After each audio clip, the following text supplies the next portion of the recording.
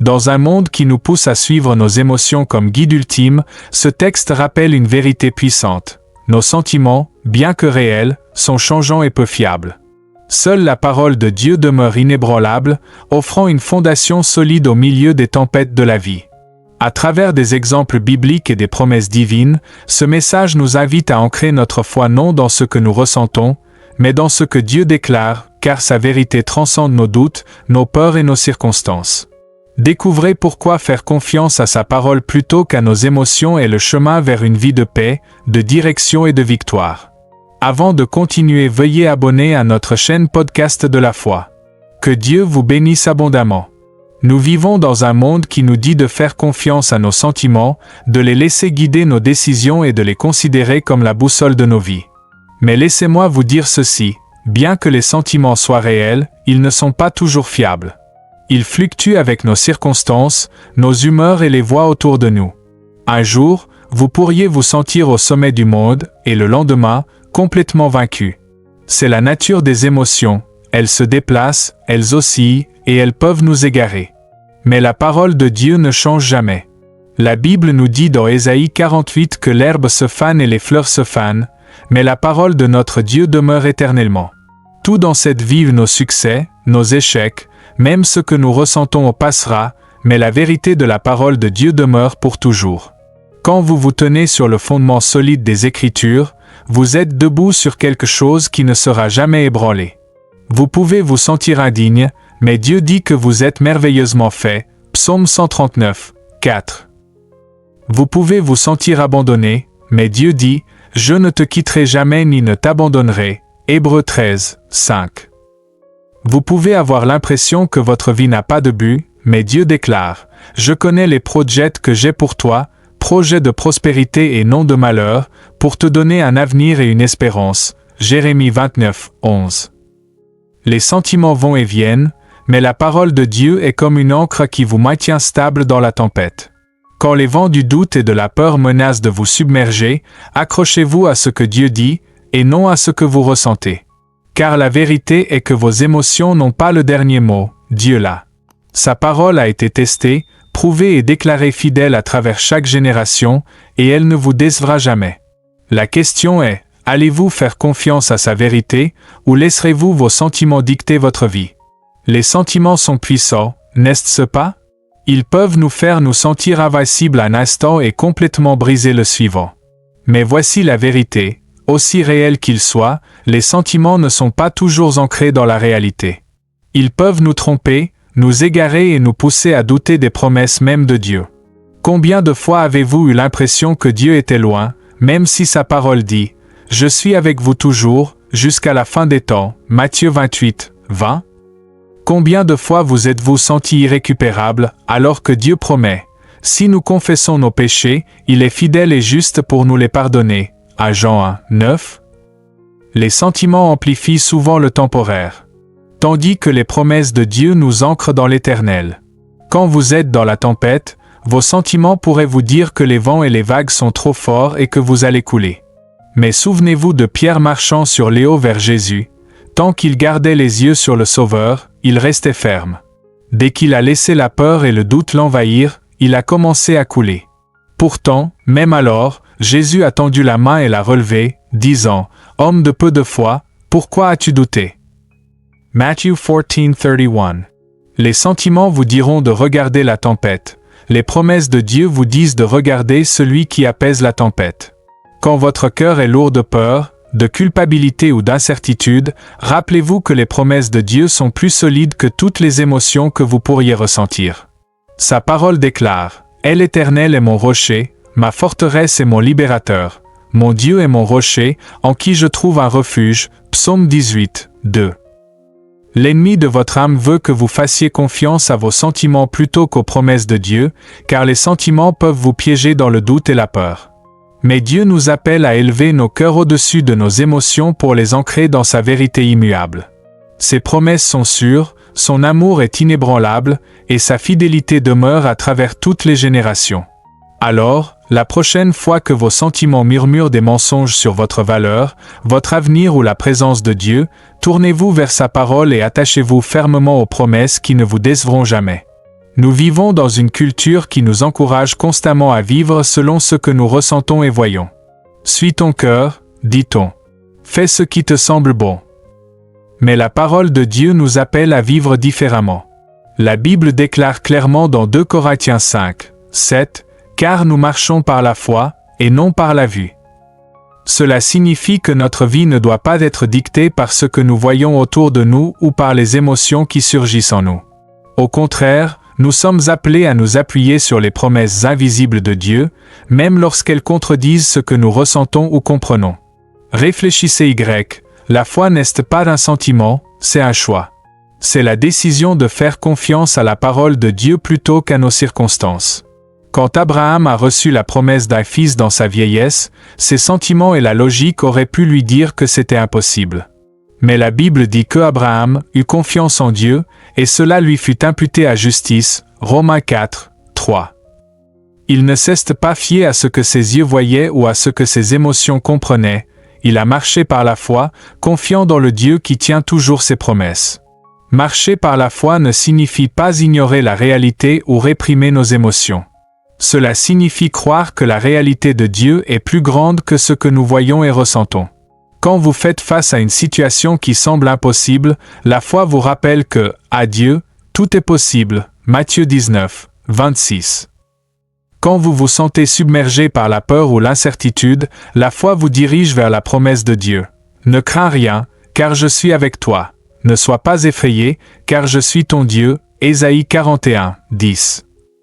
Marcher par la foi n'est pas toujours facile, car cela exige de renoncer au contrôle et de dire « Dieu, je te fais confiance, même quand je ne comprends pas. » Mais voici la beauté de la foi, elle ouvre la porte à l'œuvre de Dieu, bien au-delà de ce que nous pourrions imaginer. Quand les Israélites se tenaient au bord de la mer Rouge, leurs sentiments leur disaient qu'il était piégé, mais leur foi en Dieu a séparé les eaux. Quand David a affronté Goliath, ses yeux voyaient une bataille impossible, mais sa foi a proclamé la victoire. La foi ne consiste pas à ignorer vos sentiments, mais à choisir de croire ce que Dieu dit plutôt que ce que vous ressentez. C'est avancer même quand le chemin n'est pas clair, confiant que le Dieu qui a fait la promesse vous guidera en sécurité. Ne laissez pas vos émotions dicter vos pas, laissez votre foi en la parole de Dieu être votre guide. Marchez par la foi, et vous verrez sa puissance à l'œuvre dans votre vie. L'une des choses les plus difficiles pour nous, êtres humains, est d'abandonner nos propres plans et de faire confiance à la volonté de Dieu, surtout quand ces plans n'ont pas de sens pour nous. Nous sommes naturellement attirés par ce qui nous fait du bien, ce qui semble logique ou ce que nous pensons nous rendra heureux. Mais Dieu, dans sa sagesse infinie, nous appelle souvent à emprunter un chemin que nous n'aurions jamais choisi. Il nous le dit dans Ésaïe 55, 8 à 9, « Mes pensées ne sont pas vos pensées, et vos voix ne sont pas mes voix. Autant les cieux sont élevés au-dessus de la terre, autant mes voix sont élevées au-dessus de vos voix, et mes pensées au-dessus de vos pensées. » Dieu voit la situation dans son ensemble, il connaît le début et la fin, alors que nous ne voyons qu'une petite partie de l'histoire. Quand la vie prend un tournant inattendu, nos sentiments pourraient nous pousser à remettre en question Dieu, à douter de sa bonté ou même à reprendre les choses en main. Mais la Bible nous rappelle, « Confie-toi au L'Éternel de tout ton cœur, et ne t'appuie pas sur ton intelligence. Reconnais-le dans toutes tes voies, et il aplanira tes sentiers. » Proverbe 3, 5 à 6. Pensez à Joseph dans le livre de la Genèse. Jeune homme, il rêvait de grandeur, mais sa vie n'a pas suivi le chemin qu'il imaginait. Trahi par ses frères, vendu comme esclave et faussement accusé, il s'est retrouvé en prison. Ses sentiments auraient pu lui dire de désespérer, d'abandonner ou de douter de la promesse de Dieu. Mais Joseph a fait confiance au plan de Dieu, même quand il ne correspondait pas à ses désirs ou à sa compréhension. Et à la fin, Dieu a utilisé ces épreuves pour sauver d'innombrables vies et accomplir un dessein plus grand. Il en est de même pour nous, les plans de Dieu ne correspondent pas toujours à ce que nous voulons ou attendons, mais ils sont toujours pour notre bien. Romains 8, 28 nous assure, « Nous savons, du reste, que toute chose concourt au bien de ceux qui aiment Dieu, de ceux qui sont appelés selon son dessein. » Cela ne signifie pas que tout sera facile ou indolore, mais que nous pouvons faire confiance à Dieu pour tirer la beauté, la restauration et un but de la douleur. Quand nous abandonnons nos plans à Dieu, nous ne renonçons pas au contrôle. nous plaçons notre vie entre les mains de celui qui nous aime plus que nous ne pourrions l'imaginer. Alors, quand vos sentiments vous poussent à douter de ses plans, souvenez-vous que les voies de Dieu sont plus élevées, son timing est parfait, et son amour pour vous est inébranlable. Faites-lui confiance, même quand la route est difficile, car ses plans vous mèneront toujours à un lieu d'espérance et de but. Les sentiments peuvent être des influences puissantes dans nos vies. Ils peuvent nous pousser à agir, nous retenir ou brouiller notre jugement. Mais voici le problème. Nos émotions ne sont pas toujours alignées sur la vérité. Elles peuvent être guidées par la peur, la colère, l'impatience ou même l'égoïsme. Et quand nous comptons sur elles comme guides, elles peuvent nous conduire sur des chemins que nous n'étions pas destinés à emprunter. C'est pourquoi nous devons dépendre de la parole de Dieu comme source ultime de direction et non de nos sentiments. La Bible nous avertit dans Jérémie 17, 9, « Le cœur est tortueux par-dessus tout, et il est incurable. Qui peut le connaître ?» Ce verset ne vise pas à nous condamner, mais à nous avertir que nos émotions, aussi fortes ou sincères soient-elles, peuvent nous tromper. Avez-vous déjà pris une décision sous le coup de la colère ou de la peur, pour le regretter plus tard? Avez-vous déjà eu envie d'abandonner quelque chose que Dieu vous a appelé à faire parce que cela semblait trop dur? C'est le danger de suivre nos émotions, elles sont éphémères et peu fiables. Mais la parole de Dieu est toujours stable et vraie. Quand nous nous tournons vers les Écritures pour nous guider, nous ne comptons pas sur notre perspective limitée. Nous nous tournons vers le Créateur de l'univers, qui voit chaque détail de nos vies et c'est ce qui est meilleur pour nous. Le psaume 119, 105 déclare « Ta parole est une lampe à mes pieds et une lumière sur mon sentier. » Imaginez cette image. Une lampe apporte de la clarté dans l'obscurité, nous montre où marcher et nous empêche de trébucher. C'est ce que fait la parole de Dieu pour nous. Elle transcende la confusion de nos émotions et fournit une direction claire. Même Jésus, pendant son temps sur terre, a démontré l'importance de s'appuyer sur la parole de Dieu plutôt que sur les sentiments. Dans le désert, après avoir jeûné pendant 40 jours, il a été tenté par Satan. La faim, la faiblesse et l'isolement auraient pu le pousser à agir selon ses sentiments. Mais à chaque fois, il a répondu par les Écritures, il est écrit. Matthieu 4, 4-10. Jésus nous montre que la vérité de Dieu est l'arme dont nous avons besoin pour tenir ferme quand les émotions et les circonstances menacent de nous influencer. Alors, quand vos émotions essaient de vous tirer dans une direction, prenez du recul et demandez-vous, que dit la parole de Dieu? Alignez vos décisions sur sa vérité, et non sur vos sentiments. Sa parole ne vous égarera jamais, et quand vous la suivez, vous trouvez une paix, une clarté et une confiance qu'aucune émotion ne peut offrir. La peur et le doute sont des émotions que nous expérimentons tous. Elles s'insinuent dans nos esprits au milieu de la nuit, murmurant des mensonges sur notre avenir, notre valeur et même notre foi. Quand nous sommes saisis par la peur ou submergés par le doute, il est facile de se sentir perdu, accablé et incertain. Mais dans ces moments, la parole de Dieu se dresse comme un phare, apportant paix et clarté au milieu du chaos de nos émotions.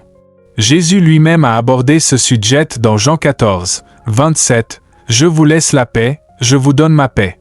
Je ne vous donne pas comme le monde donne. Que votre cœur ne se trouble point, et ne s'alarme point. » Remarquez que Jésus ne promet pas une vie sans problème ou défi. Il nous offre quelque chose de bien plus grand, sa paix, une paix qui surpasse toute intelligence, Philippiens 4, 7. Quand la peur et le doute déforment la réalité, la parole de Dieu nous rappelle sa puissance, sa présence et ses promesses. Souvenez-vous des disciples sur la mer de Galilée. Une tempête soudaine s'est levée, et tandis que les vagues s'écrasaient autour d'eux, la peur a envahi leur cœur. Ils étaient convaincus qu'il allait périr. Mais où était Jésus? Il dormait dans la barque.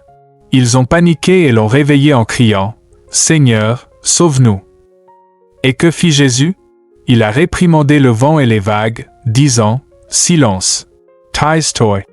Mark 4:39. La tempête lui a obéi, et la mer est devenue calme. Mais plus important encore, Jésus leur a demandé « Pourquoi avez-vous peur? Comment n'avez-vous point de foi ?» Mark 4:40. À ce moment-là, il leur a rappelé et nous rappelle que sa parole a pouvoir sur toute peur et tout doute. Quand la peur vous dit que vous êtes seul, la parole de Dieu répond « Ne crains rien, car je suis avec toi » Ésaïe 41, 10. Quand le doute murmure que vous n'êtes pas assez, sa parole déclare « Ma grâce te suffit, car ma puissance s'accomplit dans la faiblesse » 2 Corinthiens 12, 9. Quand votre cœur est lourd d'incertitude, la promesse de Dieu est claire. Confie-toi au L'Éternel de tout ton cœur, et ne t'appuie pas sur ton intelligence. Proverbe 3, 5. Les sentiments comme la peur et le doute sont forts, mais ils ne durent pas. La parole de Dieu, en revanche, parle d'une voix calme et douce, portant une vérité éternelle. Quand vous vous enracinez dans ces promesses, vous trouvez une paix qui stabilise votre cœur et une clarté qui éclaire votre chemin. Alors, quand les tempêtes de peur et de doute surgissent, ne cherchez pas de réponse dans vos émotions. Tournez-vous vers la parole de Dieu, et laissez sa vérité apaiser les vagues et restaurer votre âme. Vivre selon ce qui nous fait du bien sur le moment est facile, n'est-ce pas? Nous sommes entourés de messages qui nous disent « Fais ce qui te rend heureux » ou « Suis ton cœur ». Mais la vérité de Dieu nous appelle à quelque chose de plus grand, l'obéissance. Vivre par la foi et suivre ses commandements, même quand nos émotions tentent de nous attirer dans la direction opposée.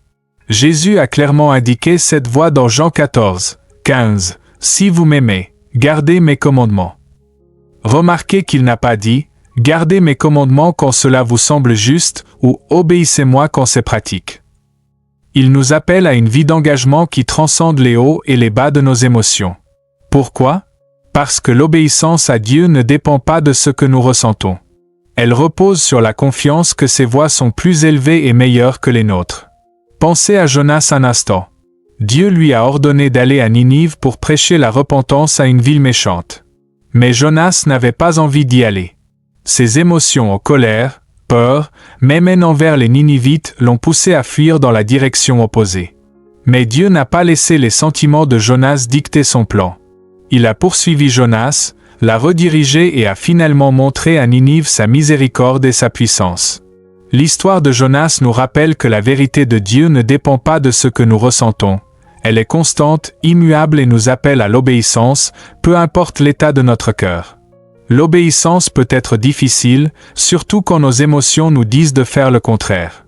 Quand nous sommes en colère, nous pouvons avoir envie de nous emporter, mais la parole de Dieu dit « Que tout homme soit prompt à écouter, lent à parler, lent à se mettre en colère. » Jacques 1, 19.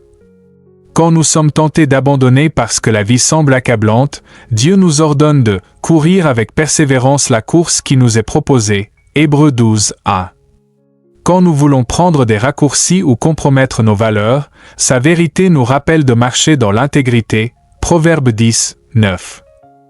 La beauté de l'obéissance, c'est qu'elle conduit à des bénédictions bien au-delà de ce que nos émotions fugaces peuvent offrir. Jésus a raconté l'histoire de 2 constructeurs dans Matthieu 7, 24 à 27. L'un a bâti sa maison sur le rocher, l'autre sur le sable. La maison construite sur le sable n'a pas résisté à la tempête, car elle n'avait pas de fondation solide. Mais la maison bâtie sur le rocher est restée debout. C'est ce que fait l'obéissance à la parole de Dieu. Elle établit votre vie sur un fondement qui ne s'effondrera pas, quelles que soient les tempêtes d'émotions ou de circonstances. Vivre dans l'obéissance exige foi et abandon. C'est dire à Dieu, « Je fais plus confiance à ta vérité qu'à mes sentiments. » Ce n'est pas toujours facile, mais cela en vaut toujours la peine. Quand nous choisissons l'obéissance, nous n'entrons pas dans une liste de règles. Nous entrons dans la plénitude du plan de Dieu pour notre vie, un plan qui apporte une vraie paix, une joie et un but. Alors, quand vos émotions tentent de prendre le dessus, rappelez-vous, la vérité de Dieu est plus grande, et lui obéir est le chemin de la liberté et d'un épanouissement durable. Par nature, nos sentiments tendent à se concentrer sur nous-mêmes. Quand nous sommes blessés, nous nous sentons justifiés à chercher la vengeance. Quand nous sommes fatigués, nous estimons avoir le droit de nous mettre en premier. Et quand nous sommes dépassés, nous sommes tentés de nous retirer et de nous concentrer sur nos propres besoins. Mais la parole de Dieu nous met au défi de regarder au-delà de nous-mêmes et de vivre une vie marquée par l'amour désintéressé et le service. Ce n'est pas toujours ce que nous avons envie de faire, mais c'est ce à quoi Dieu nous appelle. Jésus nous a donné le commandement ultime dans Jean 13, 34 à 35. « Je vous donne un commandement nouveau. Aimez-vous les uns les autres. Comme je vous ai aimés, vous aussi, aimez-vous les uns les autres. À ceux-ci tous connaîtront que vous êtes mes disciples, si vous avez de l'amour les uns pour les autres. Soyons honnêtes, aimer les autres comme Jésus nous aime n'est pas toujours facile. Son amour est sacrificiel, inconditionnel et complètement désintéressé. Il ne dépend pas de ce que nous ressentons sur le moment, et il n'est pas basé sur le mérite de l'autre personne. C'est un amour qui donne sans rien attendre en retour. La parabole du bon Samaritain, Luc 10, 25 à 37, illustre parfaitement cet amour. Le Samaritain ne s'est pas arrêté pour aider l'homme blessé par convenance ou parce qu'il en avait envie. En fait, ses sentiments auraient pu facilement lui dire de passer son chemin, comme les autres, pour éviter le risque, l'inconvénient ou le coût. Mais il a choisi la compassion plutôt que le confort, l'action plutôt que l'apathie. Ce faisant, il a démontré le genre d'amour désintéressé auquel Dieu nous appelle. Nos sentiments nous disent souvent de nous donner la priorité, de rechercher notre propre confort, succès ou bonheur. Mais Dieu, dans Philippiens 2, 3 à 4, nous rappelle « Ne faites rien par esprit de parti ou par vaine gloire, mais que l'humilité vous fasse regarder les autres comme étant au-dessus de vous-même. Que chacun de vous, au lieu de considérer ses propres intérêts, considère aussi ceux des autres. » Ce genre d'altruisme ne vient pas naturellement, surtout dans un monde qui nous encourage à ne penser qu'à nous-mêmes. Mais c'est la voie du Christ, qui n'est pas venu pour être servi, mais pour servir, Matthieu 20, 28. Servir les autres exige souvent de mettre de côté notre sentiment de droit, notre fierté ou notre confort. Cela signifie aimer ceux qui sont indignes d'amour, pardonner l'impardonnable et donner même quand cela nous coûte. Et voici la belle vérité. Quand nous choisissons de suivre la parole de Dieu et de servir les autres de manière désintéressée, nous expérimentons une joie et un épanouissement plus profond que tout ce que nous pourrions obtenir en nous concentrant sur nous-mêmes. Jésus a dit « Il y a plus de bonheur à donner qu'à recevoir » Acte 20, 35, et sa vie a été la démonstration ultime de cette vérité. Alors, quand vos sentiments vous disent de vous concentrer sur vous-même, souvenez-vous de l'appel de Dieu à aimer vers l'extérieur. Il ne nous appelle pas seulement à servir quand c'est facile ou pratique, il nous appelle à vivre une vie d'amour radical et désintéressé chaque jour. Ce faisant, nous reflétons son cœur dans un monde qui en a désespérément besoin. Conclusion. Nos émotions passent, mais la parole de Dieu demeure. Quand les doutes et les tempêtes de la vie secouent notre cœur, c'est en nous attachant à ses promesses que nous trouvons une ancre solide.